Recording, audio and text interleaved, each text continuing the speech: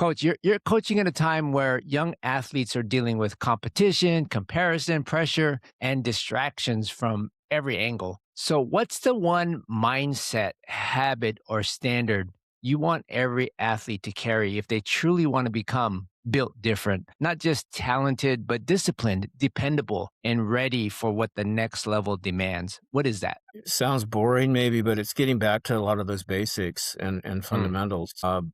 Love And that. doing them well, and hopefully doing it. I like to think that guys enjoy playing soccer because it's a fun sport, and I like to think they enjoy it at our school because we do it in a way that you create pressure, and yet you do it in a way that is hopefully enjoyable and builds them up. And, realistically, I don't know that any of my guys are ever going to play Next at the level. Premier League level. Time out. Let me ask you this. What if the gap between where you are today and where you want to be isn't talent? It's how you're training when no one's watching. That's what this studio podcast is all about. We don't chase motivation.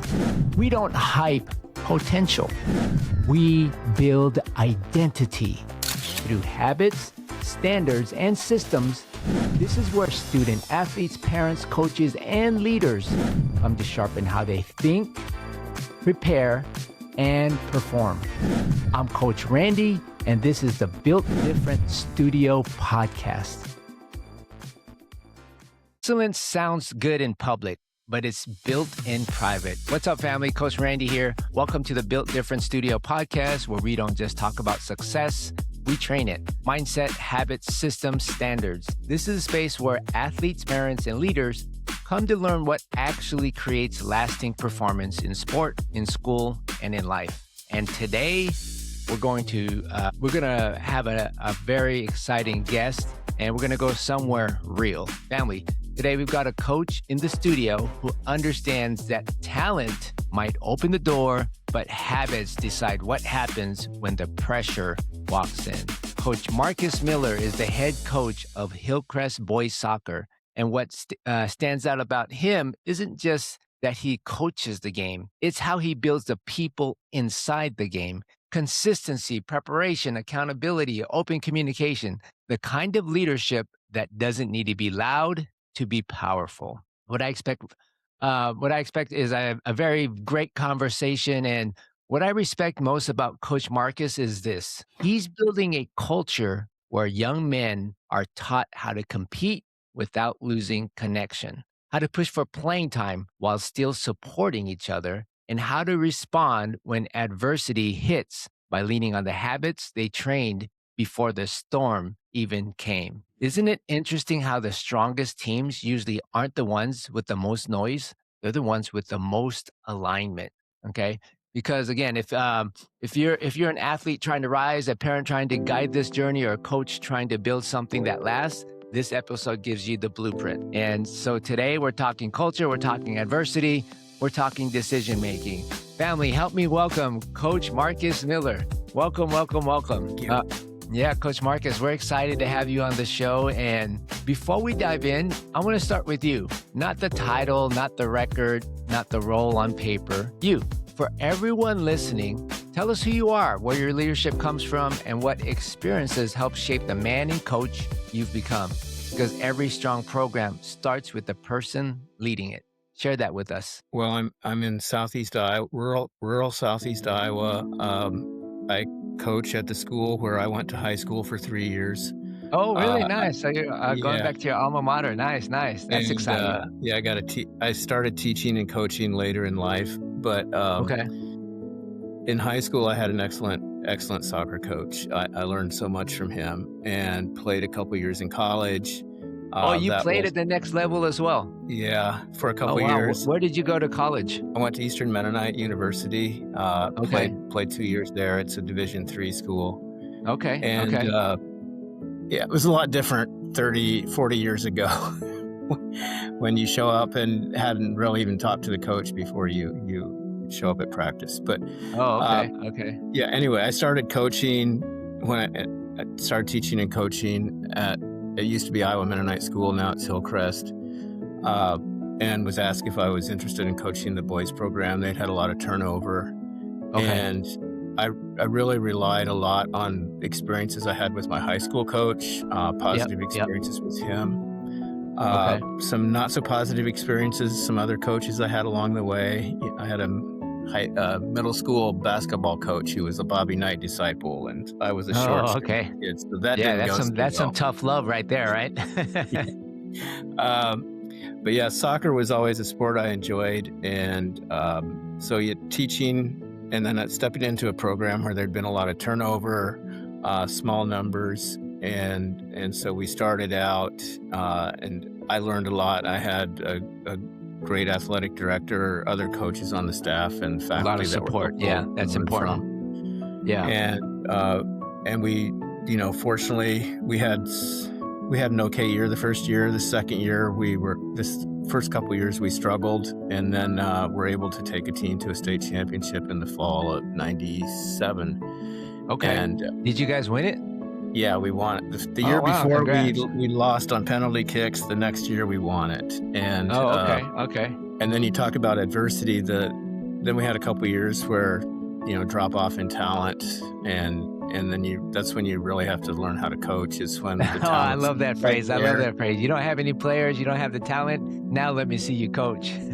Yeah, and it's a small school, and it's not like we're out recruiting, and so you realize you have to develop what you have. And so that's one of the things I've enjoyed over the years is having a guy come in as a freshman. You talk him into trying it, and he's maybe not the most gifted athletically, but by the time he's a senior, he's able to help you out on the team, and you're able to find some success.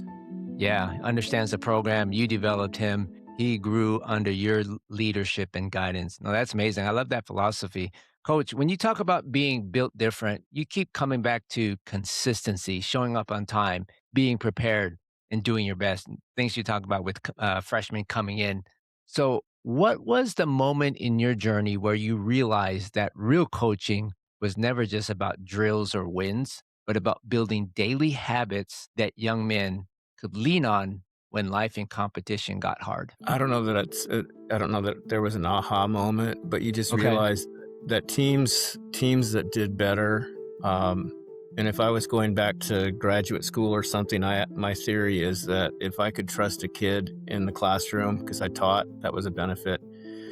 If I could trust him to hand his assignments in on well, I could trust him to perform well on the soccer field or basketball field. I don't know how you prove that, but that's my informal observation is over the years is that if I can trust a kid to take care of the daily business and the schoolwork and, take care of things, being to practice on time, just those things that maybe sound boring or routine, and yet they build a foundation for success, not just in athletics, but in the classroom, in the work field. I love that. Now that's powerful. So, because what you're really describing is a standard that travels with the player long after the season ends, which is building trust, right? Mm-hmm. That player in the classroom has built trust with the coach. And if you can trust that player in the classroom, for sure you can trust that player on the court, on the field, wherever the player is competing. You mentioned adversity as an opportunity to lean into the habits your team has developed.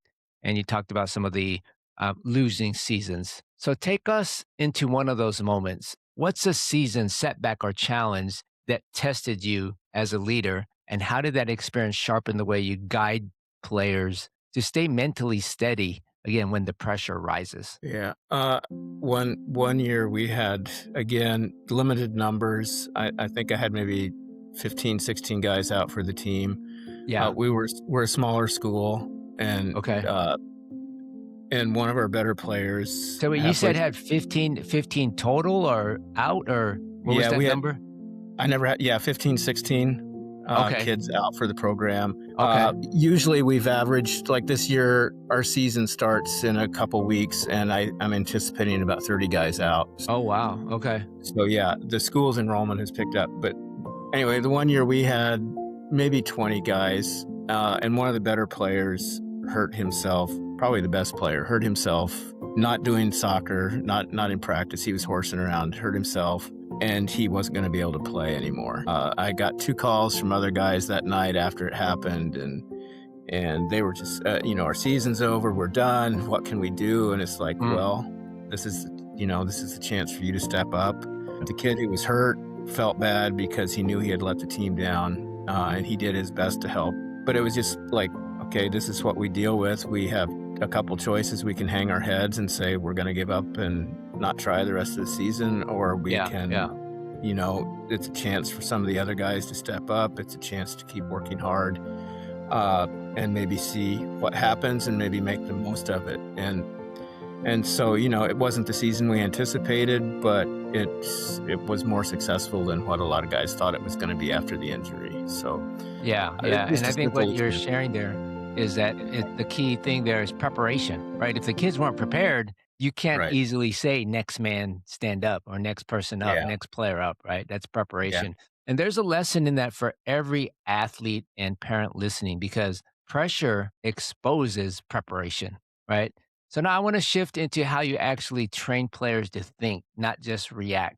You said you communicate openly and want your players thinking and making decisions on the field, which is huge. So how do you intentionally develop athletes who can stay composed, process quickly, and make confident decisions in real time instead of waiting to be rescued from the sideline?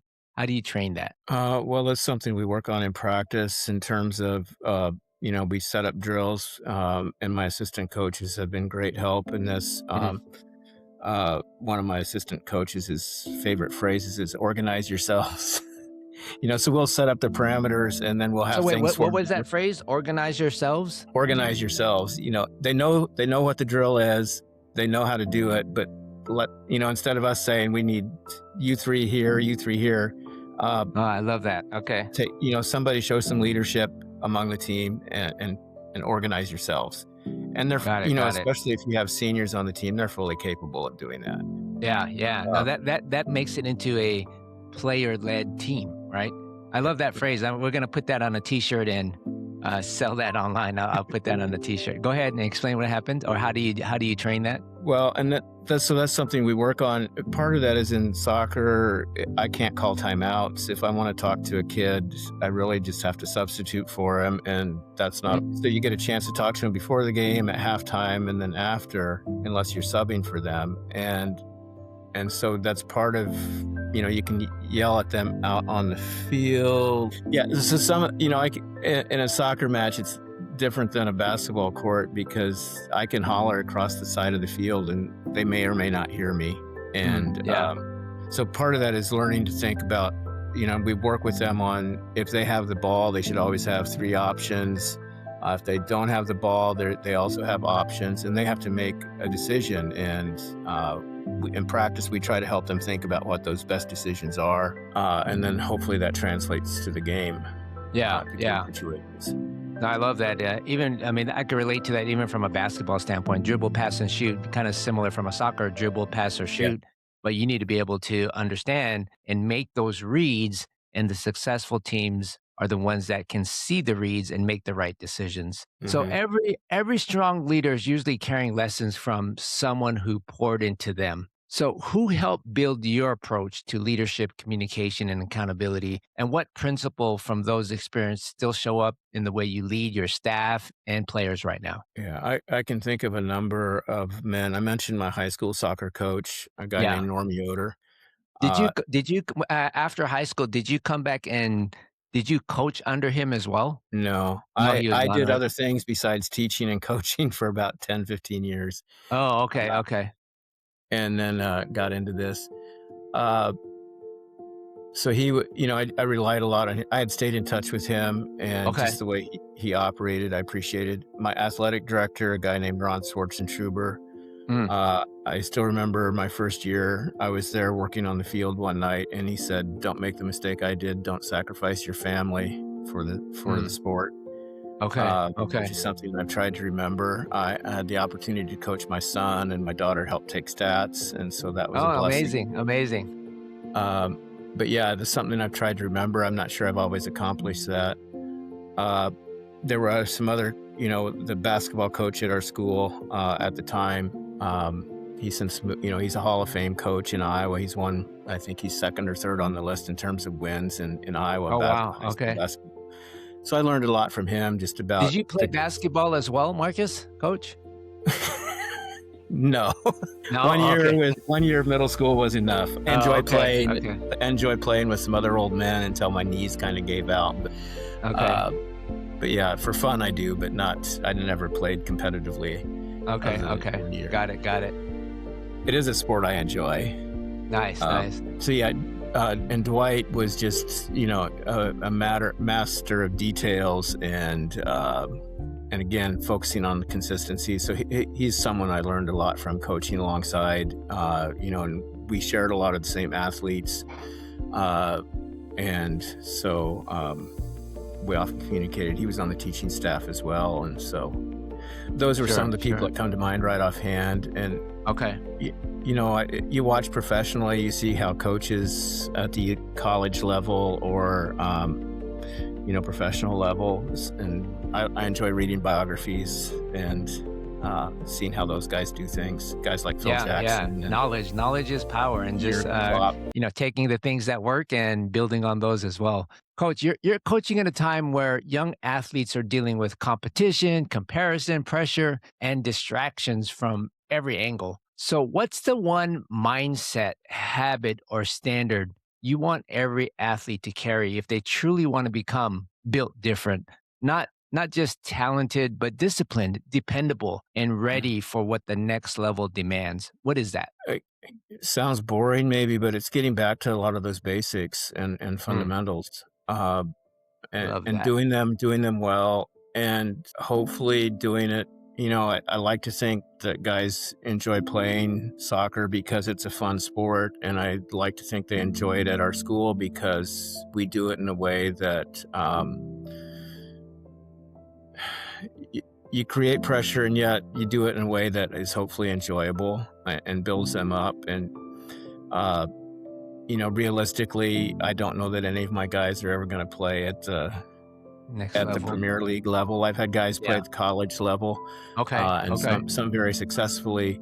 But it's when you see guys. Now I've coached long enough that you see guys returning to the community, and they're raising families. They have good jobs, and they're coaching their kids and youth programs, and doing it in a way that I appreciate. They're not yelling at kids. They're not demeaning kids. They're making it fun, and they're teaching skills. Yeah, I love that. Basics and fundamentals, and really doing them well, because I think that's what really differentiates a program and a culture, right? It's what are you going to be focusing on? Is it really the wins? Is it the fundamentals? Is it the things that make you successful?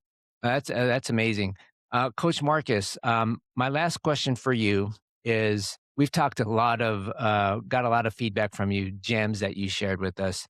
I want to ask you, is there anything you want to share with our audience? It can be something personal, program related, soccer related, anything we've already covered. I want to give the mic to you in terms of our audience members. Anything that you want to share with? I think sport can help make the world a better place. In soccer in the United States particularly, it's a sport that, when even in a small school in Iowa, when we go play, one year I had 5 different languages on my team. Wow. Okay. And so you can see the best international. You can see the best of cultures coming together, and sport in a world where we have way too much conflict. Sport can help bring the world together. I watched a little bit of the women's basketball championships. Is that what they're playing now? Yeah. Last night, and it's fun to see the United States competing against Puerto Rico, and in the NBA you see a lot of international folks now. So sure. Anyway, that's just something I thought of. It is a way to bring the world together in a way that doesn't result. No, I love that. Thanks for sharing that perspective. Coach Marcus, I appreciate you for sharing your time, your perspective, and your leadership today. This is exactly what Built Different looks like. Family, that was a real one. Coach Marcus didn't just talk about soccer today. He talked about the kind of habits, standards, and mindset that shape young men when things get hard. Consistency, preparation, communication, trust, and the discipline to keep showing up the right way, especially when adversity tries to shake your focus. What makes this conversation powerful is that Coach Marcus is building more than a team. He's building a culture where players compete hard, support each other, and learn how to make decisions under pressure, right? That matters because the game eventually tests everybody. And when it does, talent alone is never enough. Coach Marcus, again, thank you for the example you continue to set. And thank you for what you're doing to help young athletes grow. I can't say this another way, the right way, right? What you shared with us.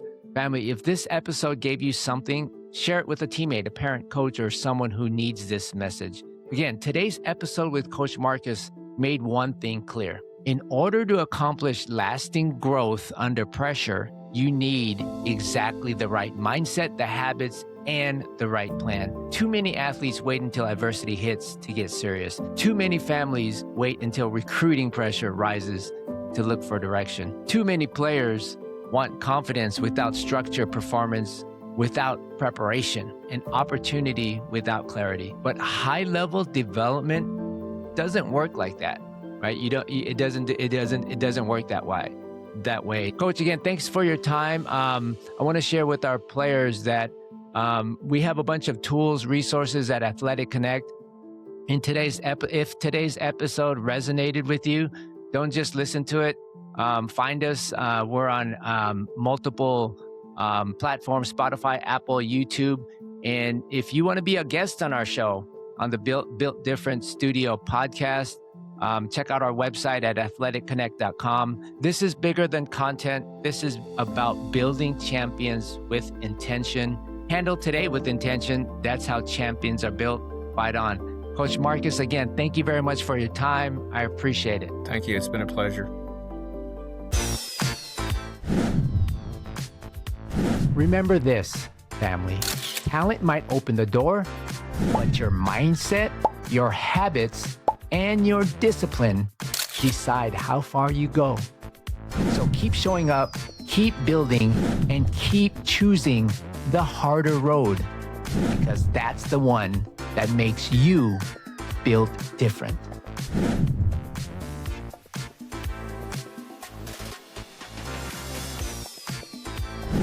I'm Coach Randy, and this is the Built Different Studio Podcast.